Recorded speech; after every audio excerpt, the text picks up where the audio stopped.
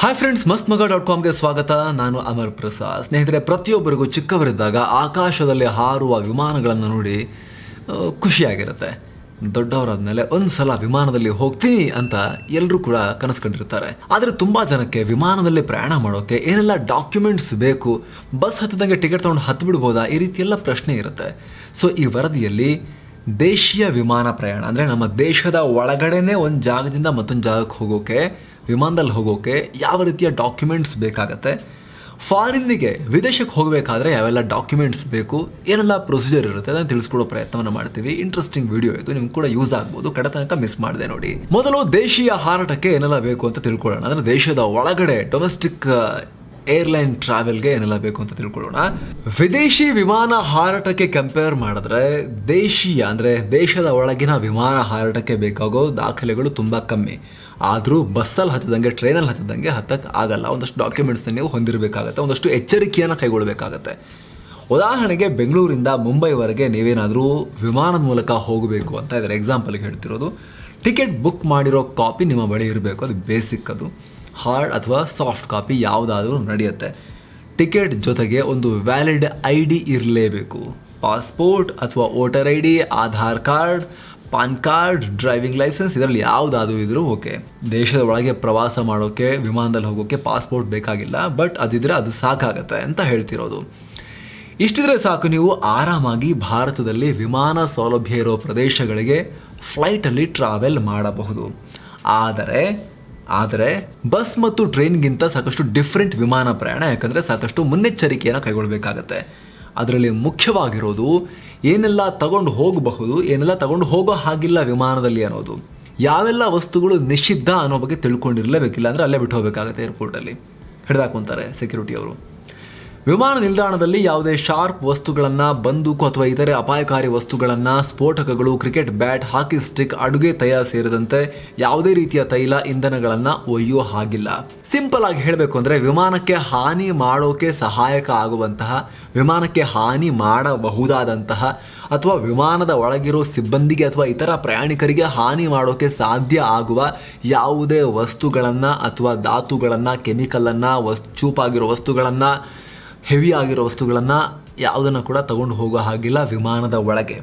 Cabin ಒಳಗೆ ಹೋಗಬೇಕಾದ್ರೆ ಕ್ಯಾಬಿನಿಗೆ ಬೇರೆ ರೂಲ್ಸ್ ಇದೆ, ಲಗೇಜಿಗೆ ಬೇರೆ ರೂಲ್ಸ್ ಇದೆ.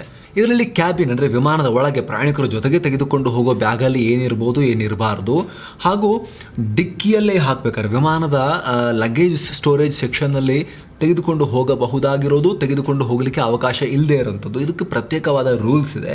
ಅದನ್ನು ಹೇಳ್ತಾ ಹೋಗ್ತೀವಿ. ಕ್ವಿಕ್ಕಾಗಿ ನೀವು ಸ್ಕ್ರೀನ್ನೆಲ್ಲ ನೋಡ್ತಾ ಹೋಗ್ಬೋದು. ವಿಮಾನದಲ್ಲಿ ಪ್ರಯಾಣಿಕರು ತಮ್ಮೊಂದಿಗೆ ಹಾಗೂ ಜೊತೆಗೆ ವಿಮಾನದ ಲಗೇಜ್ ಸೆಕ್ಷನ್ನಲ್ಲಿ ಎರಡೂ ಕಡೆ ತೆಗೆದುಕೊಂಡು ಹೋಗಲಿಕ್ಕೆ ಅವಕಾಶ ಯಾವುದಕ್ಕೆಲ್ಲ ಇಲ್ಲ ಅಂದರೆ ಆ್ಯಸಿಡ್ಗಳಿಗೆ, ವಿಷಕಾರಿ ವಸ್ತುಗಳು, ಹಾಗೂ ಬೆಂಕಿ ಹತ್ತಿಕೊಳ್ಳಬಹುದಾದ ಯಾವುದೇ ರೀತಿಯ ಲಿಕ್ವಿಡ್ಸ್, ಹಾಗೂ ಸ್ಫೋಟಕಗಳು, ಹಾಗೂ ಬ್ಲೀಚಿಂಗ್ ಮೆಟೀರಿಯಲ್, ಇದು ಯಾವುದಕ್ಕೂ ಕೂಡ ವಿಮಾನದಲ್ಲಿ ಯಾವುದೇ ರೀತಿಯಲ್ಲೂ ಕ್ಯಾಬಿನ್ ಒಳಗಡೆ ಅಂದರೆ ವಿಮಾನದಲ್ಲಿ ಪ್ರಯಾಣಿಕರ ಜೊತೆಗೆ ಹಾಗೂ ಲಗೇಜ್ ಸೆಕ್ಷನ್ ಎಲ್ಲೂ ಕೂಡ ಇದನ್ನು ತೆಗೆದುಕೊಂಡು ಹೋಗಲಿಕ್ಕೆ ಅವಕಾಶ ಇಲ್ಲ. ಏನು, ವಿಮಾನದಲ್ಲಿ ಲಗೇಜ್ ಜೊತೆಗೆ ಹಾಕ್ಬೋದು, ಬಟ್ ಕ್ಯಾಬಿನ್ನಲ್ಲಿ ಪ್ರಯಾಣಿಕರು ತಮ್ಮೊಂದಿಗೆ ತೆಗೆದುಕೊಂಡು ಹೋಗ್ಲಿಕ್ಕಾಗಲ್ಲ. ಅಂಥ ಐಟಮ್ಸ್ ಯಾವ್ಯಾವುದು ಅಂತ ಹೇಳಿದ್ರೆ ಡ್ರೈ ಸೆಲ್ ಬ್ಯಾಟ್ರೀಸ್, ಹಾಗೆ ಚಾಕು, ಕತ್ರಿ, ಸ್ವಿಸ್ ನೈಫ್ ಮತ್ತು ಇತರ ಯಾವುದೇ ಚೂಪಾದ ವಸ್ತುಗಳನ್ನು ತೆಗೆದುಕೊಂಡು ಹೋಗ್ಲಿಕ್ಕೆ ಅವಕಾಶ ಇಲ್ಲ. ಜೊತೆಗೆ ಸ್ಫೋಟಕಗಳು, ಮದ್ದುಗುಂಡುಗಳು ಹಾಗೂ ಶಸ್ತ್ರಾಸ್ತ್ರಗಳ ಆಟಿಕೆಗಳನ್ನು ಕೂಡ ತಗೊಂಡು ಹೋಗೋ ಹಾಗಿಲ್ಲ ಕ್ಯಾಬಿನ್ನ ಒಳಗಡೆ. ಜೊತೆಗೆ ಬಂದೂಕು, ದೊಣ್ಣೆ ಇತ್ಯಾದಿ ಯಾವುದೇ ಶಸ್ತ್ರಾಸ್ತ್ರವನ್ನು ಕೂಡ ಕ್ಯಾಬಿನ್ ಒಳಗೆ ತಗೊಂಡು ಹೋಗೋ ಹಾಗಿಲ್ಲ. Electronic devices which cannot be switched off ಅಂದರೆ ಸ್ವಿಚ್ ಆಫ್ ಮಾಡೋಕೆ ಸಾಧ್ಯ ಇಲ್ಲದಂತಹ ಯಾವುದೇ ಎಲೆಕ್ಟ್ರಾನಿಕ್ ಉಪಕರಣವನ್ನು ಕೂಡ ಕ್ಯಾಬಿನ್ ಒಳಗಡೆ ತೆಗೆದುಕೊಂಡು ಹೋಗೋ ಹಾಗಿಲ್ಲ. ಇನ್ನು ಅಪಾಯಕಾರಿ ಏರೋಸೋಲ್ಸ್ ಮತ್ತು ಲಿಕ್ವಿಡ್ ಇವುಗಳನ್ನು ಕೂಡ ವಿಮಾನದ ಕ್ಯಾಬಿನ್ ಒಳಗಡೆ ಪ್ರಯಾಣಿಕರು ತಮ್ಮೊಂದಿಗೆ ತೆಗೆದುಕೊಂಡು ಹಾಗಿಲ್ಲ. ಜೊತೆಗೆ ಸೆಕ್ಯೂರಿಟಿಗೆ, ಭದ್ರತೆಗೆ ಧಕ್ಕೆ ತರಬಹುದಾದ ಯಾವುದೇ ವಸ್ತುವನ್ನು ಆಗಲೇ ಹೇಳಿದ ಹಾಗೆ ವಿಮಾನದ ಕ್ಯಾಬಿನ್ನಲ್ಲಿ ತೆಗೆದುಕೊಂಡು ಹೋಗ್ಲಿಕ್ಕೆ ಅವಕಾಶ ಇಲ್ಲ.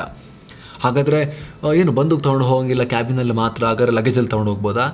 ಲಗೇಜಲ್ಲಿ ಲೈಸೆನ್ಸ್ ಇದ್ದರೆ, ಸಂಬಂಧಿತ ಪ್ರಾಧಿಕಾರದಿಂದ ಅನುಮತಿ ಪತ್ರ ಇದ್ದರೆ ಇದರಲ್ಲಿ ವಿಮಾನದ ಲಗೇಜ್ ಸೆಕ್ಷನ್ನಲ್ಲಿ ಬಂದೂಕನ್ನು ತಗೊಂಡು ಹೋಗಬಹುದು. ಅದಕ್ಕೆ ಅವಕಾಶ ಇರುತ್ತೆ. ಅದಕ್ಕೆ ಪೂರ್ವಾನುಮತಿಯನ್ನು ಪಡೆದಿರಬೇಕು, ಅದು ಲೈಸೆನ್ಸ್ಡ್ ಆಗಿರಬೇಕು, ಆವಾಗ ಅವಕಾಶ ಇರುತ್ತೆ. ಇದು ನಿಮ್ಮ ವಿಮಾನದ ಟೈಮ್ಗಿಂತ ನೀವು ಕನಿಷ್ಠ 1 ಗಂಟೆ ಮೊದಲೇ ಏರ್ಪೋರ್ಟ್ಗೆ ಹೋದರೆ ಒಳ್ಳೆಯದು. ಕೊನೆ ಮೂಮೆಂಟ್ನಲ್ಲಿ ಗಡಿಬಿಡಿ ಆಗೋದಿಲ್ಲ. ಅದರಿಂದ ಸೆಕ್ಯೂರಿಟಿ ಚೆಕ್ ಪಾಯಿಂಟ್ ನಂತರ ಟಿಕೆಟ್ ಹಾಗೂ ಬೋರ್ಡಿಂಗ್ ಪಾಸ್ ಹೊಂದಿದವರಿಗೆ ಮಾತ್ರ ಎಂಟ್ರಿಯನ್ನು ಕೊಟ್ಟಿರ್ತಾರೆ. ಟಿಕೆಟ್ ತಗೊಂಡು ಕೂಡಲೇ ಆಗೋದಿಲ್ಲ, ಬೋರ್ಡಿಂಗ್ ಪಾಸ್ ಅನ್ನು ಕೂಡ ಏರ್ಪೋರ್ಟ್ ಅಲ್ಲಿ ನೀವು ಪ್ರಿಂಟ್ ಮಾಡಿ ತಗೋಬೇಕಾಗುತ್ತೆ. ಇವಾಗಂತೂ ಆನ್ಲೈನ್ ನಲ್ಲೇ ಚೆಕ್ ಇನ್ ಆಗಿ ಬೋರ್ಡಿಂಗ್ ಪಾಸ್ ಪ್ರಿಂಟ್ ಮಾಡ್ಕೊಳ್ಳಿಕ್ಕೆ ಅವಕಾಶ ಇದೆ, ನೀವು ಅದನ್ನ ಆನ್ಲೈನ್ ನಲ್ಲೂ ಕೂಡ ಮಾಡ್ಕೋಬಹುದು. ಸೊ ನಿಮ್ಮನ್ನ ಡ್ರಾಪ್ ಮಾಡೋಕೆ ಫ್ಯಾಮಿಲಿ ಅಥವಾ ಫ್ರೆಂಡ್ಸ್ ಬಂದಿದ್ರೆ ಸೆಕ್ಯೂರಿಟಿ ಚೆಕ್ ಪಾಯಿಂಟ್ ತನಕ ಮಾತ್ರ ಅವ್ರು ನಿಮ್ಮನ್ನ ಡ್ರಾಪ್ ಮಾಡ್ಬೋದು. ಅಲ್ಲಿಂದ ಮುಂದೆ ನಿಮಗೆ ನೀವೇ ಅಲ್ಲೆಲ್ಲ ಕೇಳ್ಕೊಂಡು ಹೋಗಬೇಕಾಗತ್ತೆ. ಒಂದೆರಡು ಸಲ ಪ್ರಾಕ್ಟೀಸ್ ಆಗೋ ತನಕ ಆಮೇಲೆ ಆರಾಮಾಗಿ ಬಸ್ಸಲ್ಲಿ ಹೋಗ್ತಿರೋ ಅಷ್ಟೇ ಈಸಿಯಾಗಿ ನೀವು ಕೂಡ ಟ್ರಾವೆಲ್ ಮಾಡಬಹುದು. ಏನೋ ದೇಶೀಯ ವಿಮಾನ ಪ್ರಯಾಣದಲ್ಲಿ ನಿಮ್ಮ ಹ್ಯಾಂಡ್ ಬ್ಯಾಗ್ ಅಂದ್ರೆ ಪ್ರಯಾಣದ ಉದ್ದಕ್ಕೂ ನಿಮ್ಮ ಬಳಿ ಇರೋ ಬ್ಯಾಗ್ ತೂಕ 7 kg ಜಾಸ್ತಿ ಇರೋ ಹಾಗಿಲ್ಲ. ಹಾಗೂ ಚೆಕ್ ಇನ್ ಲಗೇಜ್ ಪ್ರತಿ ವ್ಯಕ್ತಿಗೆ 15 kg ಇರಬಹುದು. ಅಂದ್ರೆ ವಿಮಾನದ ಚೆಕ್ ಇನ್ ಲಗೇಜ್ ಅಂತ ಹೇಳಿದ್ರೆ ವಿಮಾನದ ಡಿಕ್ಕಿರ ಹಾಕೋ ಐಟಮ್ ಅಂತ ಅನ್ಕೊಳ್ಳಿ. ಒಂದು ವೇಳೆ ಡಬಲ್ ಅಥವಾ 2ಕ್ಕಿಂತ ಹೆಚ್ಚು ಸೀಟ್ಗಳನ್ನು ಬುಕ್ ಮಾಡಿದರೆ ಹೆಚ್ಚುವರಿಯಾಗಿ 10 kg ನೀಡಲಾಗುತ್ತೆ. ಅದಕ್ಕಿಂತಲೂ ಹೆಚ್ಚಾದರೆ ಎಕ್ಸ್ಟ್ರಾ ಚಾರ್ಜಸ್ ಮಾಡಲಾಗುತ್ತೆ ಪ್ರತಿ ಕೆಜಿಗಿಷ್ಟು ಅಂತ ಹೇಳಿ, ನಿಮ್ಮ ಲಗೇಜ್ ತೂಕ ಜಾಸ್ತಿ ಇದ್ರೆ. ಜೊತೆಗೆ ನಿಮಗೇನಾದರೂ ವೈದ್ಯಕೀಯ ಸೌಲಭ್ಯ ಬೇಕಾಗಿದ್ರೆ ಮೊದಲೇ ಏರ್ಲೈನ್ಗೆ ಮಾಹಿತಿ ನೀಡಬೇಕು. ಹಾಗೂ ಚೆಕ್ ಇನ್ ವೇಳೆ ನೀವು ಕೇಳಿರೋ ಮೆಡಿಕಲ್ ಫೆಸಿಲಿಟಿ ಅರೇಂಜ್ ಆಗಿದೆಯಾ ಇಲ್ವಾ ಅನ್ನೋ ಬಗ್ಗೆ ಕನ್ಫರ್ಮೇಷನ್ ಕೂಡ ಮಾಡ್ಕೋಬೇಕು. ಏನೋ ವಿದೇಶಿ ಪ್ರಯಾಣದ ಬಗ್ಗೆ ನಾವು ತಿಳ್ಕೊಳ್ತಾ ಹೋಗೋಣ. ದೇಸಿ ವಿಮಾನ ಹಾರಾಟಕ್ಕಿಂತ ಇಂಟರ್ನ್ಯಾಷನಲ್ ಫ್ಲೈಟ್ ಟ್ರಾವೆಲ್ ಹೆಚ್ಚಿನ ಪ್ರೊಸೀಜರ್ಗಳನ್ನು ಒಳಗೊಂಡಿರುತ್ತೆ. ಹೆಚ್ಚಿನ ಡಾಕ್ಯುಮೆಂಟ್ಸ್ ನಿಮಗೆ ಇಂಟರ್ನ್ಯಾಷನಲ್ ಏರ್ ಟ್ರಾವೆಲ್ನಲ್ಲಿ ಬೇಕಾಗುತ್ತೆ.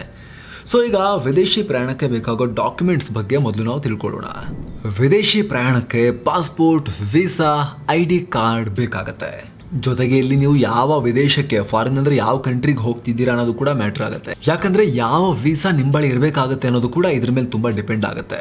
ನೀವು ಉದ್ಯೋಗಕ್ಕಾಗಿ ಹೋಗ್ತಾ ಇದ್ರೆ ನಿಮ್ಮ ಬಳಿ ಎಂಪ್ಲಾಯ್ಮೆಂಟ್ ವೀಸಾ ಇರಲೇಬೇಕಾಗುತ್ತೆ. ಈ ವೀಸಾ 5 ವರ್ಷ ಅಥವಾ ನಿಮ್ಮ ಹಾಗೂ ಕಂಪನಿ ನಡುವಿನ ಒಪ್ಪಂದದ ಪ್ರಕಾರ ಲಿಮಿಟ್ ಅನ್ನ ಹೊಂದಿರುತ್ತೆ.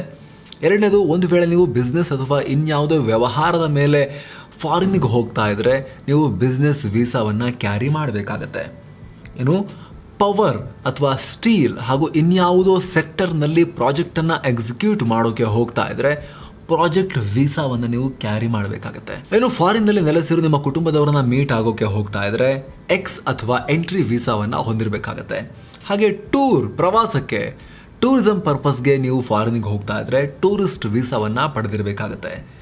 ಯಾವುದಾದ್ರೂ ಕ್ಷೇತ್ರದಲ್ಲಿ ಸಂಶೋಧನೆ ಮಾಡೋಕೆ ಹೋಗೋದಿದ್ರೆ ರಿಸರ್ಚ್ ವೀಸಾವನ್ನು ಪಡೆದಿರಬೇಕಾಗತ್ತೆ. ಇಂಟರ್ನ್ಯಾಷನಲ್ ಸೆಮಿನಾರ್ಸ್ ಅಂದರೆ ಅಂತಾರಾಷ್ಟ್ರೀಯ ಸೆಮಿನಾರ್ಗಳನ್ನು ಕೊಡೋಕೆ ಹೋಗೋದಿದ್ರೆ ಕಾನ್ಫರೆನ್ಸ್ ವೀಸಾವನ್ನು ನೀವು ಪಡೆದಿರಬೇಕಾಗತ್ತೆ.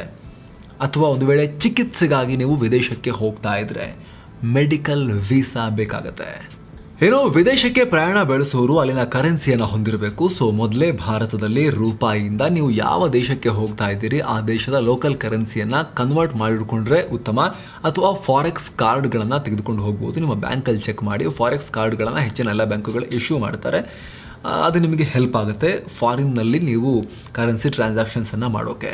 ಏನೋ ದೇಶೀಯ ವಿಮಾನ ಹಾರಾಟದಂತೆ ಇಲ್ಲೂ ಕೂಡ ಯಾವುದೇ ನಿಷೇಧಿತ ವಸ್ತುಗಳನ್ನು ಪ್ರಯಾಣಿಸೋ ಸಂದರ್ಭದಲ್ಲಿ ಕ್ಯಾರಿ ಮಾಡೋ ಹಾಗಿಲ್ಲ. ಸೇಮ್ ಅಲ್ಲಿರೋ ರೂಲ್ಸ್ ಇಲ್ಲಿಗೂ ಕೂಡ ಅನ್ವಯ ಆಗುತ್ತೆ. ಲಗೇಜ್ ವಿಚಾರಕ್ಕೆ ಬಂದರೆ ಒಂದು ಏರ್ಲೈನ್ನಿಂದ ಮತ್ತೊಂದು ಏರ್ಲೈನ್ಗೆ ಚೇಂಜ್ ಆಗುತ್ತೆ ತೂಕದ ವಿಚಾರ. ಆದರೆ ಆ್ಯಾವ್ರೇಜ್ ಆಗಿ ಚೆಕ್ ಇನ್ ಲಗೇಜ್ 20ರಿಂದ 23 kg ಕೂಡ ಇರಬಹುದು. ಅದಕ್ಕಿಂತ ಎಕ್ಸ್ಟ್ರಾ ಆದರೆ ಒಂದು ತೂಕ ಕಡಿಮೆ ಮಾಡಬೇಕು, ಇಲ್ಲ ಅಂದರೆ ಹೆಚ್ಚಿನ ಹಣವನ್ನು ಪಾವತಿ ಮಾಡಬೇಕಾಗತ್ತೆ. ಇಲ್ವಾ ಟಿಕೆಟ್ ಮಾಡುವಾಗಲೇ ಲಗೇಜ್ ನೀವು ಎಷ್ಟು kg ತಗೊಂಡು ಹೋಗ್ತಾ ಇದ್ದೀರಾ ಅನ್ನೋದನ್ನು ಮೆನ್ಷನ್ ಮಾಡಿ. ಆಗ ಟಿಕೆಟ್ನಲ್ಲಿ 2PC ಅಂತ ತೋರಿಸುತ್ತೆ. ಅಂದರೆ ನೀವು 23 kg ಇರೋ 2 ಬ್ಯಾಗ್ಗಳನ್ನು ಕ್ಯಾರಿ ಮಾಡಬಹುದು ಅಂತ ಅರ್ಥ. ಇನ್ನು ಕೆಲ ವಿಮಾನಯಾನ ಸಂಸ್ಥೆಗಳಲ್ಲಿ ಇನ್ನೂ ಹೆಚ್ಚಿನ ಲಗೇಜ್ ಇದ್ರೆ ಮುಂಚೆನೆ ಅವರಿಗೆ ಡಿಸ್ಕ್ಲೋಸ್ ಮಾಡಿ ಹೆಚ್ಚಿನ ಚಾರ್ಜಸ್ ಅನ್ನು ಮುಂಚೆನೆ ಪೇ ಮಾಡಿ ಆರಾಮಾಗಿ ಹೋಗೋಕ್ಕೂ ಕೂಡ ಅವಕಾಶ ಇರುತ್ತೆ. ದೇಶೀಯ ವಿಮಾನ ಹಾರಾಟಕ್ಕೆ ವಿಮಾನ ನಿಲ್ದಾಣಕ್ಕೆ 1 ಗಂಟೆ ಮೊದಲೇ ಹೋಗಲೇಬೇಕು.